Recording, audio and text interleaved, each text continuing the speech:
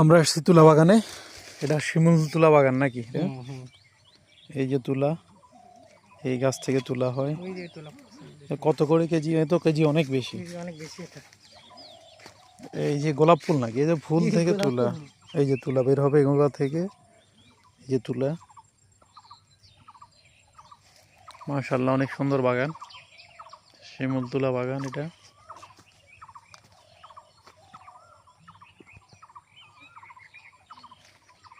যাক, দেখার সুযোগ হইলো যশোরে আসার কারণে আমার। এই যে তুলা প্রোডাক্ট হয়ে গেছে, আসলে তো অনেক নরম, সফট। এই যেটা থেকে বের হয় না, এটা ফেটে যাবে, ফেটে সাদা হয়ে যাবে। এটা কি সবসময় কালেকশন করে না একটা নির্দিষ্ট সিজনে? সিজনে বেশি করে। সুন্দর। এই গাছের পদ্ধতি কি বিসি থেকে মনে হয় গাছগুলা হয়? সুন্দর বাগান, পুরোটা তুলা বাগান।